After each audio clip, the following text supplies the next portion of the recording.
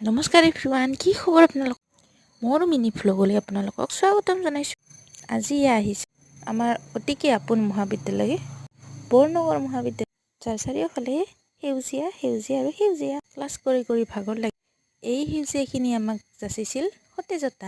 আৰু তাৰপিছত আহি ইংৰাজী আৰু অৰ্থনীতি বিভাগৰ প্ৰাচীৰ পত্ৰিকা দুখন এনেকৈ সন্মুখত দেখি আমি চাবলৈ গ'লোঁ। ইমান সুন্দৰকৈ উপস্থাপন কৰিছে প্ৰতিটো বস্তু। এয়া ৰূপঞ্জল দেখিছেনে?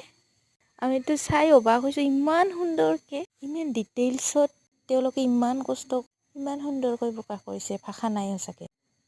প্ৰতিটো বস্তু ইমান নিয়াৰিকৈ উপস্থাপন কৰিছে, চাই থাকোঁ কৰা। প্ৰতিটো বস্তু খুব সুন্দৰভাৱে উপস্থাপন কৰিছে।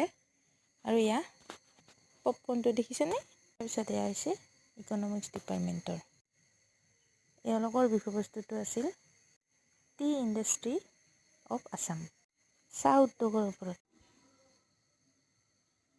চাপাত আৰু চাপাত, এই ক'লা ক'লা দটবোৰ যে দেখিছে, এইবোৰো চাপাতেই। তাৰপিছত ইয়াতে গছৰ পৰা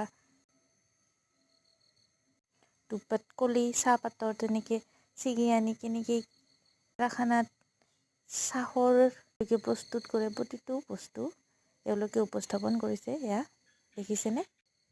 এয়া চাহপাতৰ ভাগকেইটা সুন্দৰকৈ উপস্থাপন কৰিছে। আৰু এইকেইটা চাই আমি গ'লোঁ তাৰপিছত এয়া গ'লোঁ টেষ্টি ফুচকা আৰু চাট খাবলৈ। আৰু শেষত কুঁহিয়াৰৰ ৰস